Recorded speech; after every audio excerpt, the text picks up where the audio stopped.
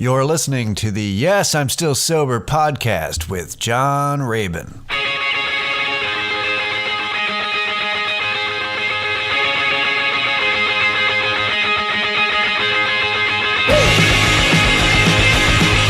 Welcome to the Yes, I'm Still Sober podcast with John Rabin.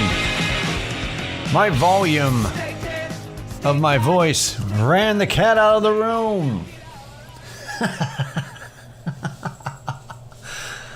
Go, kitty, go. Hello, everybody.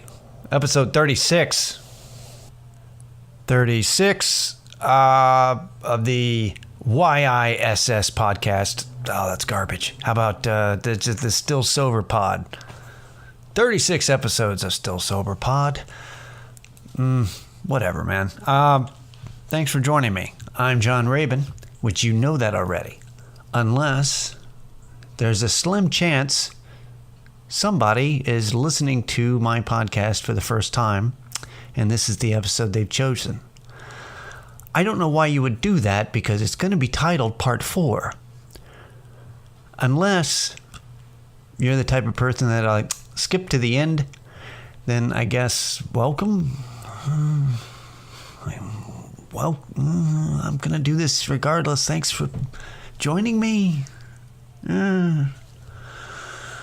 So we're going to do it's going to be part 4 of the 4 agreements with expletives. We're going to wrap this shit up in a second. But first, most people who know me know that I live my life based on memes. Yes, that's right.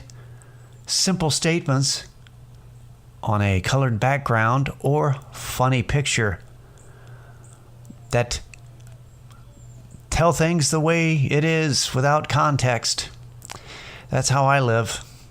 I saw one that was basically is a pro-feminist one, which is fine.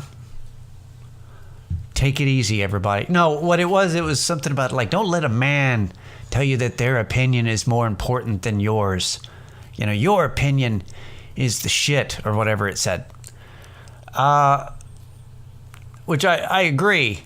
I mean, unless that opinion is his job that you hired him for. Like if he's like, you really need to change your alternator. Like, well, I don't think I need a new alternator. I'm not going to let a man tell me I need a new alternator, whatever that is. Yeah, maybe at that point you should, but no, like I said, without context, memes. But I agree that this made up scenario where a dude goes, my opinion's worth more than yours. Because I'm sure that comes up, but a lot of that is just like, yeah, let's pretend this happened. You know, I'm being oppressed. But it's true. Everyone's opinion is equal in that they're bullshit. Nobody's opinion really matters. Unsolicited. The only time an opinion really matters is if somebody wants it and they're going to hold it in high regard, which is why they asked. But unsolicited, nobody gives a shit. They just don't. Think about how much you love your mother or father.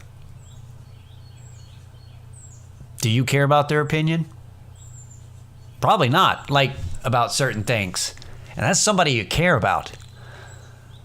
Somebody I just kind of sort of like, I'm certainly not going to give a shit. You know, that's why comments on social media are so stupid. It's like, unsolicited opinion. Oh, good. Thanks for your input. Random jackass I met once and then added me on Facebook. Hey, remember Bob? Hey, Bob, didn't we work together 10 years ago? Why the fuck are you commenting on my status? Anyway, yeah, I don't. It's like the old saying, basically. Opinions are like assholes. They control the expulsion of feces. You know it. And that's the way it is. Okay, so real quick. It's an article from the Inquirer, Philly.com. It's an opinion article. Once again, opinions, but this one's called Hollywood Could Help Slow the Opioid Crisis by Telling the Truth. No, it can't.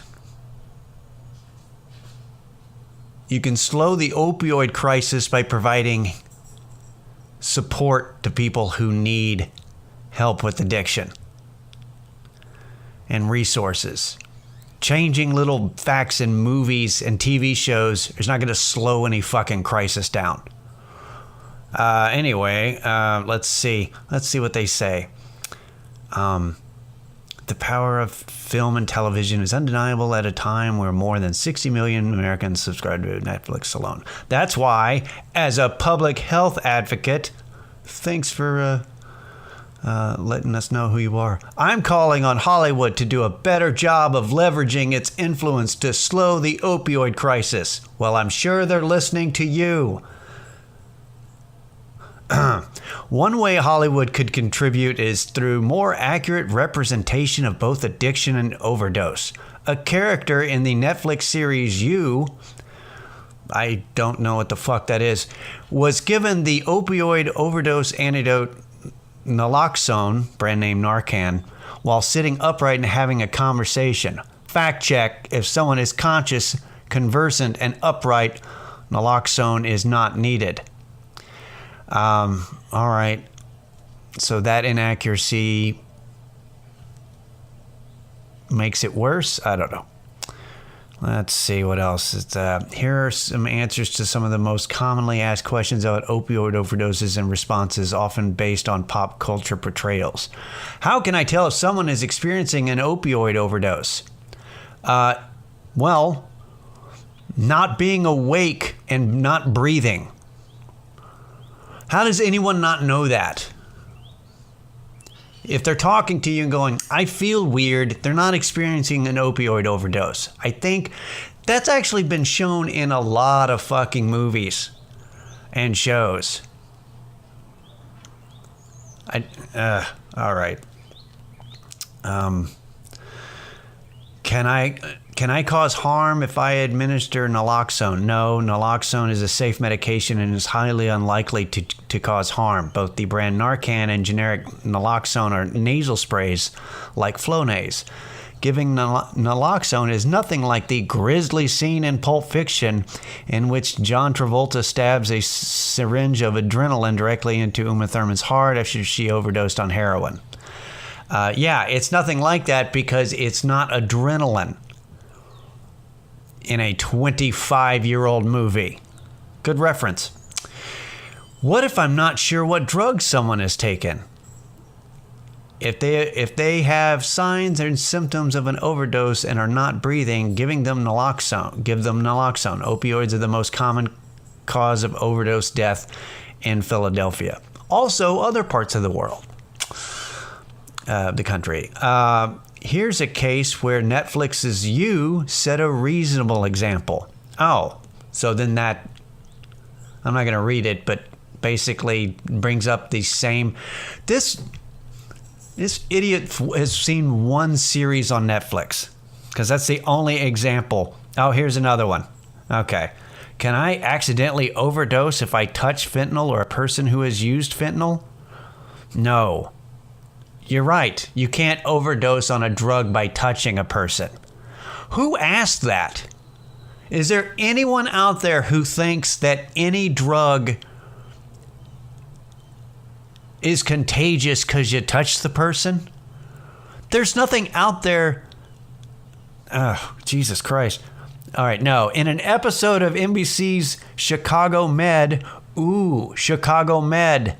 We all know that those medical shows on regular network television, accuracy. A paramedic was instructed to undress, fearing a possible overdose after merely touching fentanyl. This is a myth that has been spread not only by Hollywood, but also by some news outlets. I've never seen this, and I read up on this shit all the time. But I'm guessing that was added to the show so that whoever that paramedic is, that actor or actress, was to take off their clothes so that people can go, ooh, underwear. Look at the hot person. Yay, I get to see abs. So, thanks. Let's see. Nope, that's it. That's all of it. That's the whole article. Thank you, Rachel Fairstein-Simon, who is a researcher at the Penn Center for Public Health Initiatives. Wow. Did you write that in a day? Here's some examples for how Hollywood's not helping. I watched one Netflix series and then also a show on CBS. Also, I remember that Pulp Fiction is a movie.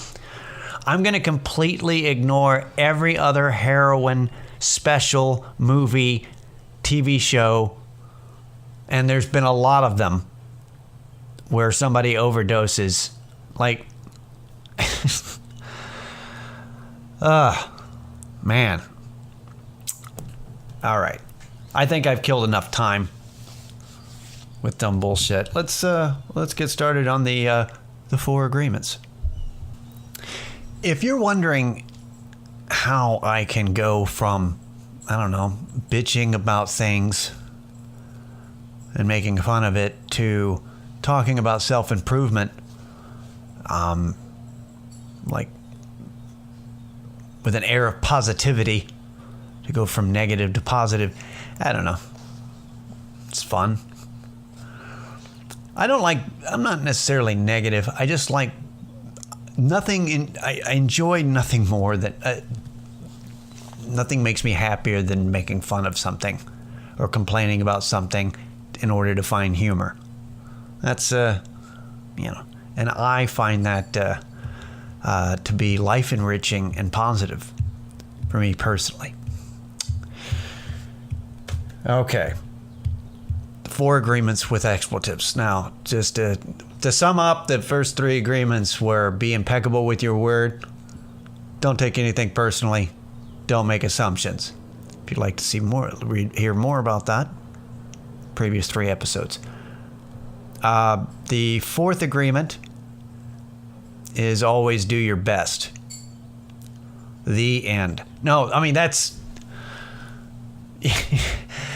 it's like, which is in fact a saying in the Boy Scouts, and I think it's a saying for any kind of self-improvement program, philosophy, or anything else, is to just do your best.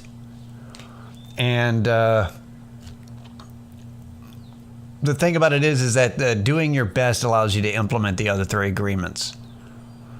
And just to expand on it, your best is going to vary, isn't it?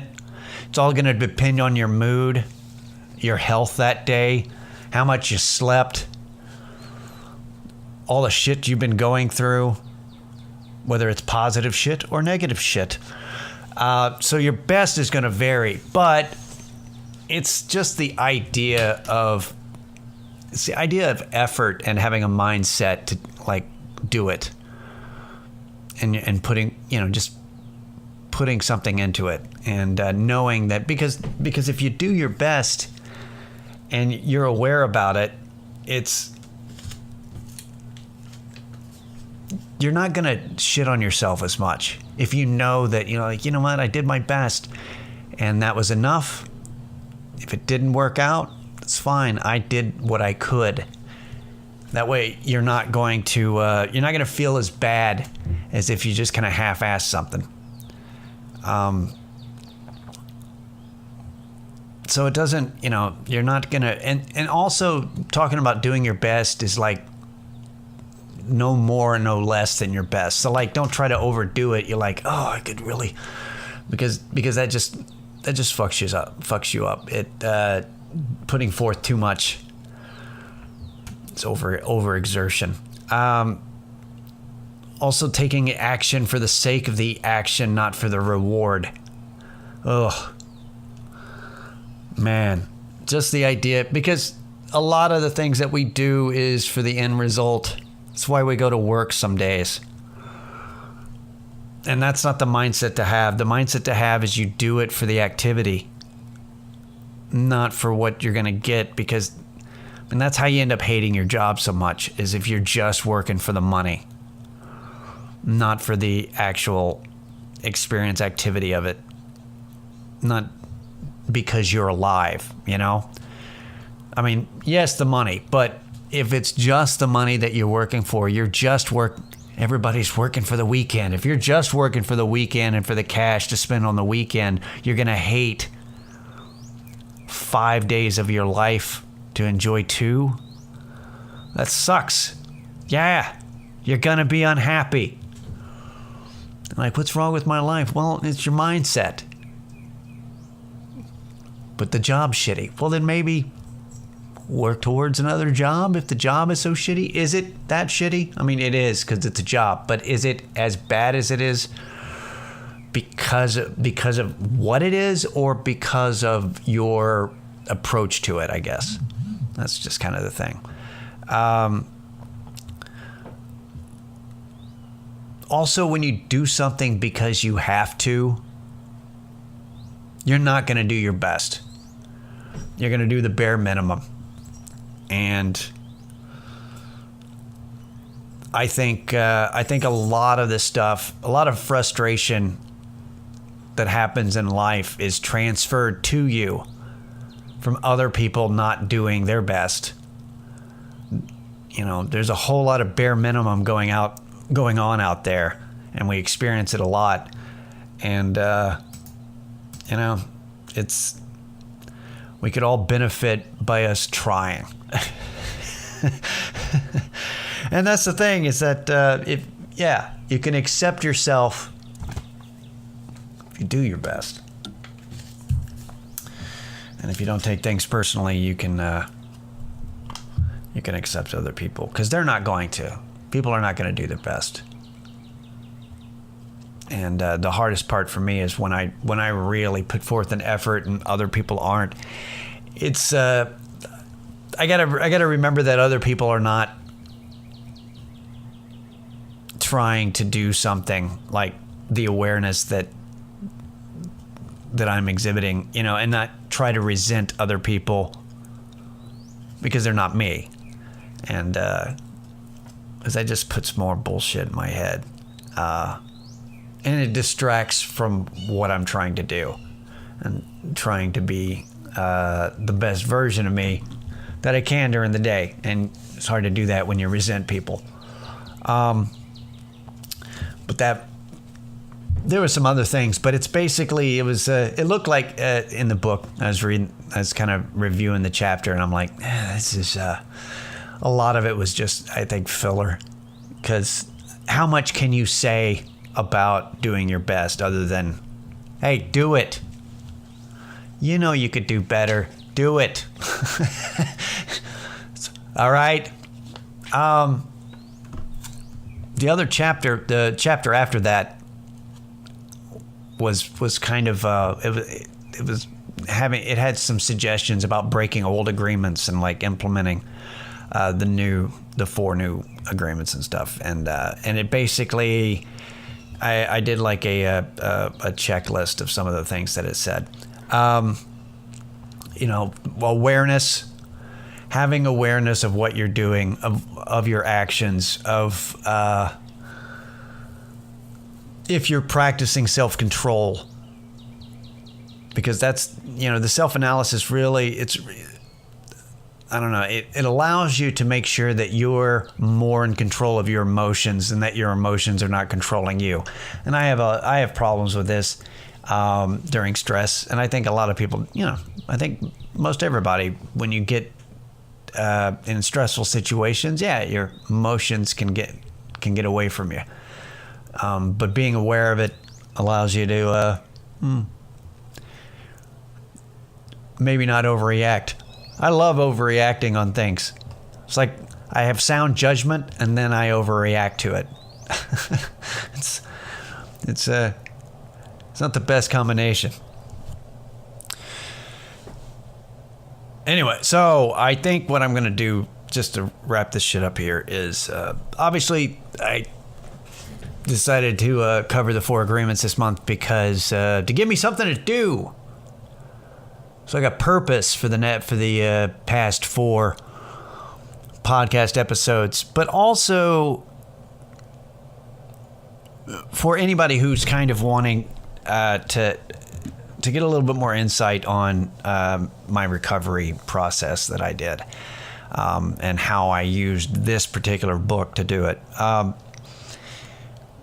So the deal is that I had the time to do it without outside distractions, because I was incarcerated in the SMART program for 5 months, and was not in the outside world, so I wasn't bogged down in life routine at all.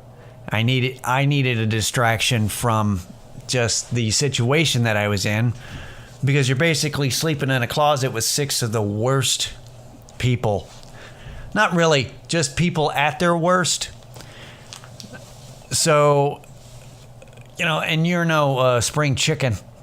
It's just it's just bad, and then shitty TV playing the whole time.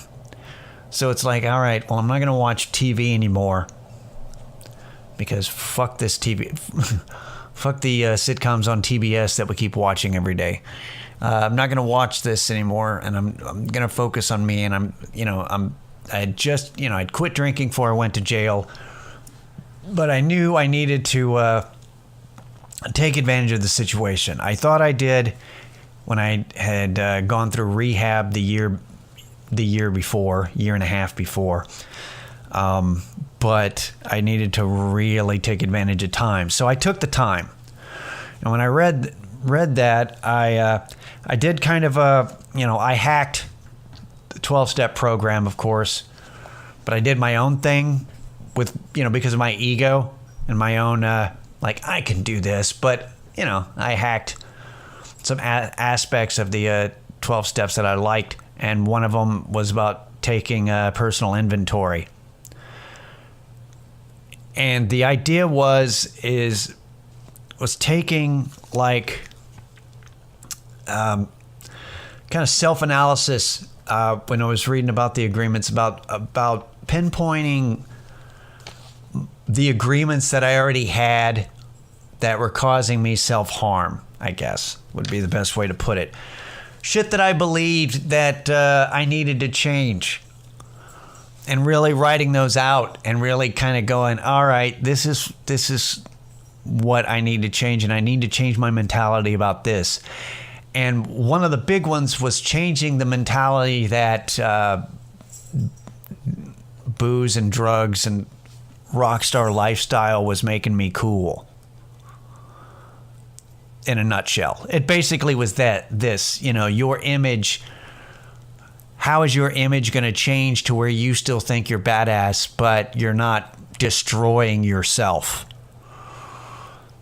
And the biggest, being able to convince myself that it was way cooler to be a retired barfly than an active one in your 40s, that was key, was being able to go, yeah, I don't do that shit anymore. I enjoyed it. Also, for me, was letting go of any kind of regret. Like regretting just, self-destruction. Looking at it more of a, well, man, I've lived a life. Like that kind of mentality really helped me out. Embracing death was a big one. When I realized I wasn't scared of dying anymore, because I had, almost died several times, just realizing that I had lived a life and that I was happy with it. And I'm like, you know what? If I died, that's it. That's cool. I'm okay with it. And not being afraid of death allows you to just, allows you to live, knowing that it's there. It could be tomorrow. Oh, well, as opposed to, it's the mentality of, as opposed to, being afraid that, I could die any moment. It's more of a just going, yeah, sure could. Anyway, I'd like a latte. Like you just it's more of a comfort that it's inevitable. It's like, I don't know. It's just embracing it. Embracing it takes the fear away. And if you don't have that fear, well, you can do shit. One other thing that was the mentality of looking at everything that I lost, that I fucked up and lost. You know, the things that I had that I no longer had. And when you look at it, every loss that you go through equals more freedom. When you don't have any, when you lose everything, but you're still alive, you have the freedom to do more shit. And I just realized that, oh yeah, that's Fight Club right there. It's like, it's only after you've lost everything that you're free to do anything. That's not bullshit. I mean, it's really that kind of thing. It's like, well, shit, I don't have anything to lose because it's all gone. Now we can start over. And so I think that's only really helpful to people who have lost everything. But not to say that you should self-destruct completely in order to change. But if you think of it in terms of when you lose something, you're like, well, now that's freed me up. I lost my job. Well, now I can, it's no longer treading water. I can move on. I can do something different. I can move on, you know. That's the quote from the book Fight Club, which is getting fired is the best thing that can happen to you because you can stop treading water and actually do something with your life. It's just a great way to look at it because, I mean, it's all in your head, man. Everything's in your head. It's how you see things. Your thoughts aren't real unless you make them real. You know, addiction, your shitty life is everything. It's all in your head. So it's all about mindset. It's all about awareness to change your mindset, et cetera, et cetera. Well, yeah. So that's kind of how I did it. And it's a work in progress, but I guess that's what life, a work in progress. You just keep going. But that's it. Yay, we made it through the 4 agreements with expletives, and that's going to do it for me this week. I have no idea what we're going to do next week, but I hope to see you there, quote unquote. I'm John Rabin. This has been Yes, I'm Still Sober. Later.